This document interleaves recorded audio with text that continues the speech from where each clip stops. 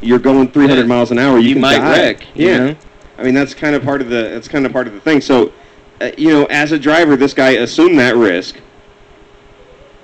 You know, he assumed that risk, and unfortunately, it happened. It's very sad. Hearts go out to his family for sure. And this is the part that I was thinking about that doesn't make sense. Is you hear people say these things, and they said it about Dale Earnhardt when he died. They said it about Pistol Pete. You know, he died playing basketball. They just a pickup game.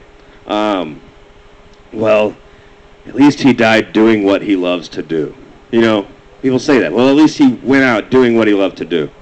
And I got to thinking, and my little brother Nick and I have talked about this before, like, wouldn't that be the worst way to die? I mean, think about it. Because it's something you loved, and when you're doing die. Yeah, when you're doing what you love to do more than anything in the world, what's the last thing you want to happen? Die. You don't want to die in the middle of it. You want to keep doing it. Like when I'm on a roller coaster, I love roller coasters so much I don't want to die on one. Yeah. That's the worst. That'd be terrible. And if you were in a roller coaster accident, somebody's not going to say, well, at least he died doing what he loved. Well, I mean, they could say that because I love roller coasters, but it doesn't make the story any better.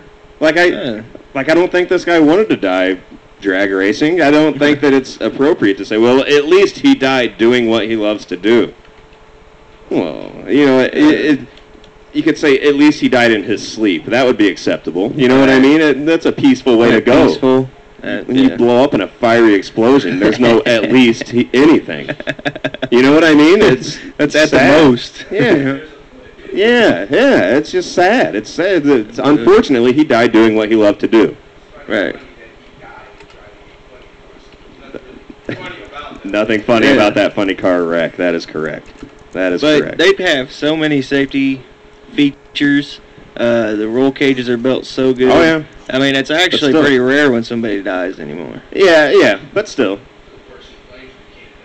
Well, they got that suit on. Elliot says I would never make it through the parking lot at Kings Island. No, not with all the smack that's getting done out there. You know, that's where the NASCAR guy that was doing heroin. Did you hear about that guy? No. There was a guy that drove NASCAR Truck Series, the Craftsman Truck Series. Yeah. Actually, like a pretty decent driver, got caught with heroin. Him and his girlfriend were doing heroin in the parking lot of Kings Island, and he got arrested. Yeah. So. Is that an amusement? And then he admitted that he actually raced a few times on heroin. On the smack? Yeah. And it was a whole big issue because NASCAR's drug testing is basically non-existent. I mean, basically non-existent. I mean, so, really, you can tell, dude. You know, in the driving. This guy finished 5th. That'd be a really hard sport. High on heroin, 5th place in a NASCAR track. I mean, hey, hats off to him, man. Yeah. Wow. Really?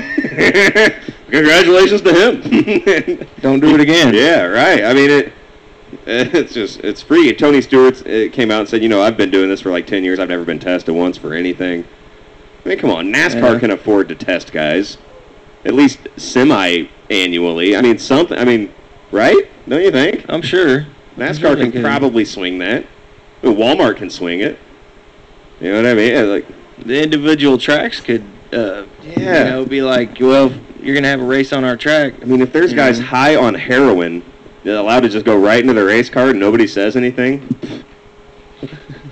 I did a whole show on here. It's on YouTube. I know Elwood got some good clips from that show, but I did a whole part where I was like, I want to go down the list of drugs that you would suspect a NASCAR guy would be high on, and see how many you name before you get to heroin. I mean, come on.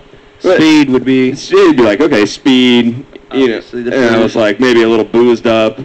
Maybe a guy, you know. Marijuana. Yeah, and I was like, maybe there's a guy tapping hitters out the window. Yeah. You know what I mean? Like, what is that? I mean, it looks like a cigarette, but I think that's a hitter. Yeah. So, but a little butane torch. Yeah.